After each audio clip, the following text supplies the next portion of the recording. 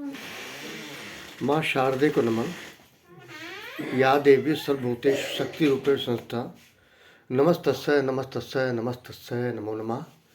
आप सभी को मेरा हाथ जोड़ के प्रणाम। आज दिन शुक्रवार है। तमाम तरह की पूजा की जाती रही है। माँ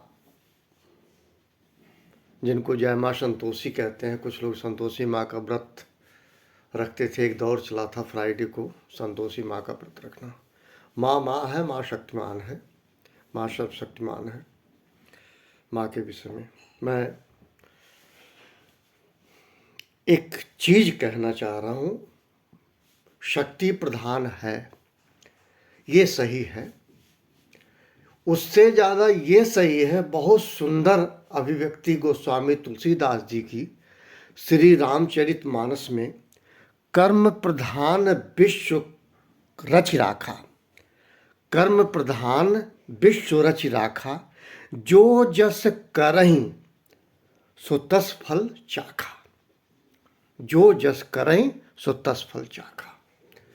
यहाँ मैं आपको एग्जाम्पल दूंगा द्रौपदी का।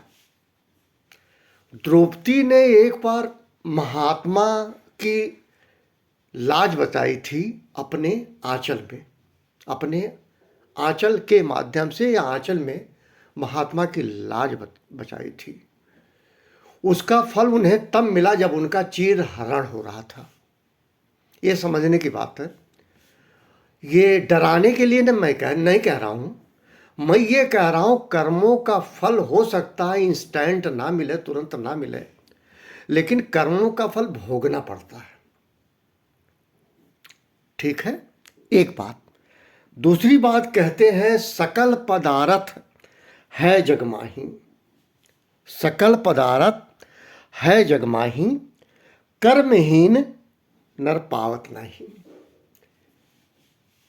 जो कर्महीन है, जो कर्म करना ही नहीं चाहते, ये बताइए उनको कैसे चीजें मिलेंगी कर्महीन बन के। मैं इसको एक दूसरी तरह से कहने की कोशिश कर रहा हूँ। कभी किसी डॉक्टर को, कभी किसी प्रोफेसर को, कभी किसी वैज्ञानिक को बहुत देर तक लंबे समय तक आपने किसी मंदिर में पूजा करते नहीं देखा होगा। और यकीन मानिए वो भी श्रेष्ठ है और वो भी मंदिर में आराध्य देवता का पूजा करते हैं, लेकिन उसका बहुत शॉर्ट पीरियड होता है। और जिन लोगों के पास, जो लोग पलायनवादी हैं, अपने घर के कर्मों पे छोड़ के, कर्मों को छोड़कर घंटों 2-2 3-3 घंटा मंदिरों में रहते हैं, मेरा सवाल यही है, जो घर का कर्म छोड़कर 2-2 3 घंटा मंदिरों में रहते हैं, क्या वो डॉक्टर हो सकते हैं? क्या वो इंजीनियर हो सकते हैं? क्या वो प्रोफेसर हो सकते हैं? क्या वो वैज्ञानिक तो नहीं हो सकते, क्योंकि वो कर्महीन है। इसीलिए गोस्वामी तुलसीदास ने कहा सकल पदार्थ है जगमाही, सकल पदार्थ सब कुछ इस संसार में है, लेकिन कर्महीन नर पावत नहीं। जो लोग कर्म नहीं करेंगे उनको नहीं मिलेगा। पूजा एक कर्म नहीं है, पूजा एक पद्धति है ईश्वर की, लेकिन पूजा एक कर्म नहीं। कर्म है जिनके बीच आप रहते हैं, जिन लोगों के साथ। चूंकि कण कण में भगवान है सभी कहते हैं कण कण में भगवान है। अगर भगवान है तो अगर आपके घर में 5-6 लोग रह रहे हैं, उनके अंदर भगवान है, आप उनकी पूजा करें। यह पूजा आवश्यक है, ना कि यह पूजा है पलायनवादी बन के घर छोड़ के कहीं जाके आप मंदिरों में 2-2 3-3 घंटा। मुझे एक भी उदाहरण नहीं मिलेगा किसी भी वैज्ञानिक का, किसी भी प्रोफेसर का, किसी भी डॉक्टर का, कि वो मंदिरों में घंटों बैठा रहे। उसके पास समय नहीं है, क्योंकि वो कर्म है। इसीलिए शिव पार्वती का भी एक संवाद है, उसी पे भी कर्म प्रधान विश्व कर रखा। ये कहा गया होगा कुछ तो बात होगी, कुछ तो बात होगी। मैं कोई तल टिप्पणी नहीं कर रहा हूं। अवश्य पूजा कीजिए, अवश्य आराधना कीजिए। केवल एक आराधना प्रभु से कीजिए कि प्रभु मेरे हाथ जब किसी के लिए उठें, किसी को पकड़ें तो आपकी शक्ति हो, ताकि उसका नुकसान ना हो। मेरे पैर कदम वहाँ चलें, आप मेरे पैर के साथ रहें, ताकि मैं दुष्कर्म से बच पाऊँ। अगर सर्वशक्तिमान या प्रभु आपके साथ है तो आप कोई गलत कार्य नहीं करेंगे। एक बात। दूसरी चीज, अगर सब में भगवान है तो एक व्यक्ति दूसरे से जल्दी प्रभावित क्यों होता है? क्यों नहीं अपने घर के लोगों से प्रभावित होता है? सीखे तो, समझे तो, समझने की कोशिश तो करे। मैंने देखा दोहरा चरित्र अपनाते हुए लोगों को, यकीन मान के, अपने छोटे बच्चों का अपमान करते हुए, बड़ों का अपमान करते हुए, और उसके बाद वो बाहर जल चढ़ाने जाते हैं। कहाँ से पुण्य की प्राप्ति होगी? ये कहाँ का वो है, आपको पता होगा। और जबकि अगर मैं वहाँ भी चलूँ, लोग कहते हैं कि जो है हुई है वही जो राम रचि राखा, को कर तर्क बढ़ावै शाखा।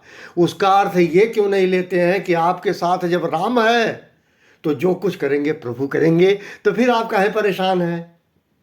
यहाँ ये थोड़ो है कि आप सारी चोरी करेंगे और जाके जल चढ़ा देंगे, कह देंगे वही है वही जो राम रचि राखा। आप जो है चोरी करके लोगों का जेब काट के चारों धाम करने चले गए। आप जेब काट के चले गए अयोध्या जल चढ़ाने, अयोध्या पे पूजा करने। कहाँ भगवान आपके साथ रहेगा प्रभु? आप तो गलत कर्मों से पैसा कमाए हुए का जाके कोशिश कर रहे हैं मेंटेन करने के लिए। मेंटेन ऐसे नहीं होता। एक बात मैं इतना ही कहूँगा। मैं क्लास 9th में गवर्नमेंट कॉलेज बस्ती का छात्र था। मुझको आप लोगों ने शायद नहीं पढ़ा होगा, 9th से कॉमर्स पढ़ा होगा। मैंने क्लास 6 में लिया था कॉमर्स। उसमें केवल बुक कीपिंग था। बुक कीपिंग की हिंदी होती है पुस्तपालन। पुस्तपालन का होता है, उसमें ज़्यादा कुछ नहीं बताया जाता था। बुक्स जो है, जो रिकॉर्ड्स के हैं, कैसे रखे जाते हैं, लाइन कैसे खींची जाती है, हॉरिजॉन्टल लाइन कैसे होती है, वर्टिकल लाइन कैसे होती है, ये सब सिखाया जाता था नॉर्मल कोर्स में। आगे चल के मेरा इंटरेस्ट जगा, मैं कॉमर्स साइड का स्टूडेंट हुआ और 9th से M.Com तक मैंने कॉमर्स पढ़ा। इस दौरान मैंने एक देखा, जो डबल एंट्री सिस्टम है, दोहरा लेखा प्रणाली है, इसको हिंदी में कहते हैं। इसके जो जनक हैं वो हैं लूका पेसियालो। ल्यूका पेसियालो भी कहते हैं। 1494 में इन्होंने डबल एंट्री सिस्टम का जन्म दिया और उन्होंने ये कहा कि ट्रेड की फिल्म में, व्यवसाय की जो फिल्म बनती है या जो ट्रेड का एक स्क्रीन चलता रहता है लाइव, उसमें उन्होंने कहा है कि कोई चीज़ आती है, कोई चीज़ जाती है, कोई पाता है, कोई देता है, कोई इस तरह से बात करके उन्होंने 3 गोल्डन रूल बनाए डबल एंट्री सिस्टम के अंतर्गत। उसमें ये इन्होंने कहा कि मेनली 2 प्रकार के अकाउंट होते हैं, वैसे उन्होंने उसको रिलेट भी करा। एक कहा था उन्होंने पर्सनल अकाउंट, एक कहा था इम्पर्सनल। पर्सनल में इंडिविजुअल अकाउंट की बात करते थे, जिसमें फर्म हो, कंपनी हो, व्यक्ति हो।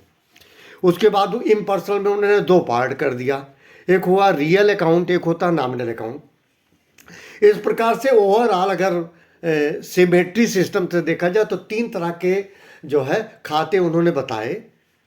वो ये बताया personal account, real account, nominal account. और इसका उन्होंने गोल्डन रूल बहुत बढ़िया बताया। पर्सनल अकाउंट के लिए या इंडिविजुअल अकाउंट के लिए, कंपनी के लिए या पर्सन के लिए, उन्होंने कहा debit the receiver, credit the giver. Debit the receiver, पाने वाले को डेबिट करो, debit the receiver, credit the giver. ठीक है। दूसरा उन्होंने रियल अकाउंट में ये बताया debit what comes in, credit what goes out. Debit what comes in, credit what goes out. उसके बाद उन्होंने उसमें नॉमिनल में बताया expenses and losses debit and income and gains credit. अब मैं क्रमबद्ध बताता हूं। जैसे राम को मैंने 100 रुपया दिया, amount of ₹100 paid to Ram. यहां क्या हुआ, पैसा जा रहा है, पा रहा है Ram. Ram account DR to cash account. Ram से मैंने 5,000 रुपया लिया, 5,000 रुपया आ रहा है, तो cash account DR to Ram, ये हो गया आपका पर्सनल अकाउंट। दूसरा हुआ रियल अकाउंट, संपत्ति संबंधी खाता उस समय कहा जाता था, तमाम भाषा चेंज हुई होगी नई, लेकिन रियल अकाउंट जैसे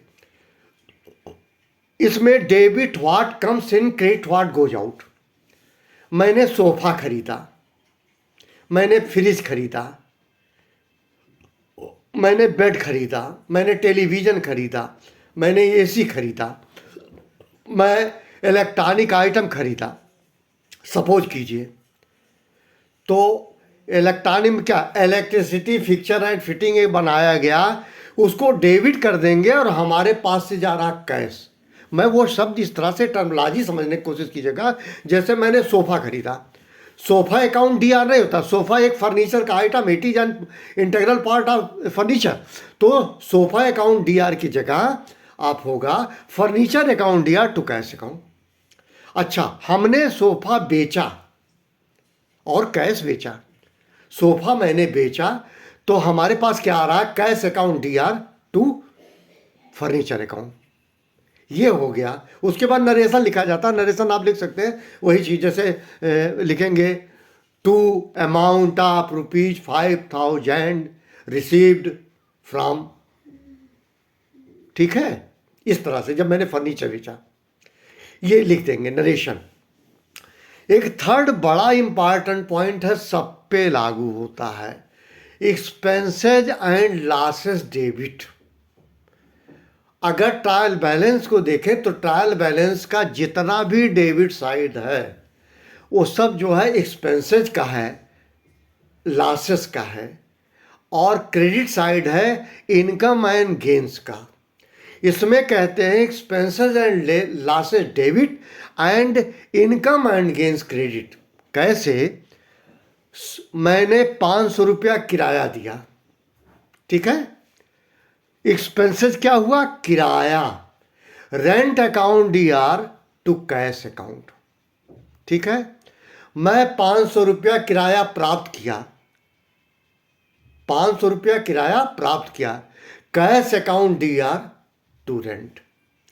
मैंने बिजली का बिल दिया, electricity charges account DR to cash account.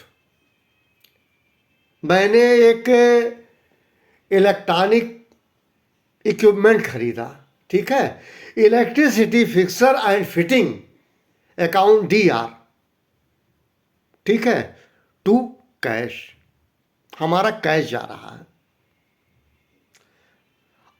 बस फर्क ये है, बेसिक समझने की बात ये है कि एक्सपेंसेस एंड लॉसेस को हम डेबिट करते हैं ट्रेडिंग में या प्रॉफिट एंड लॉस में, और जो हम एसेट्स खरीदते हैं या एसेट्स दिखता है वो होता है प्रॉपर्टीज एंड एसेट्स में राइट साइड में, और लेफ्ट साइड में होता है कैपिटल एंड लायबिलिटीज।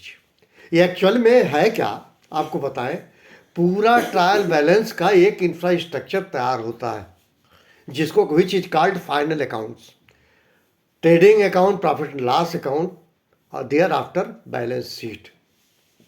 मैं एक बात बताऊं, जैसे एक शब्द है CCA, कैपिटल कंजप्शन अलाउंस, जिसको आप बहुत अच्छा जानते होंगे, डेप्रिसिएशन, ह्रास।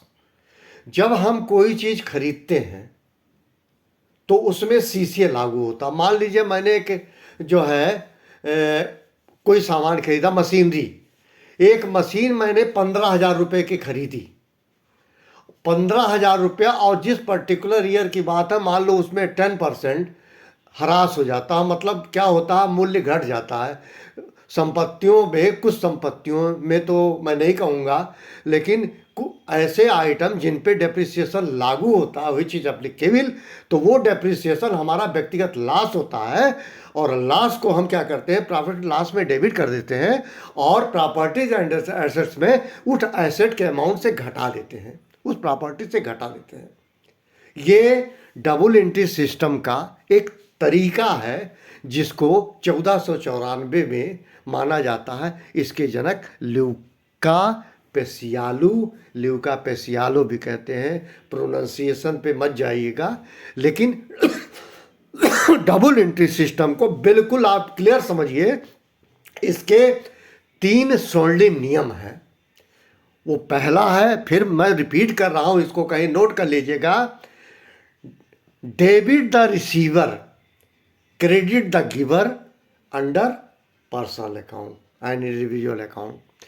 In a real account, debit what comes in, credit what goes out, and last expenses and losses debit and income and gains credit। आप सभी को प्रणाम। Thank you very much.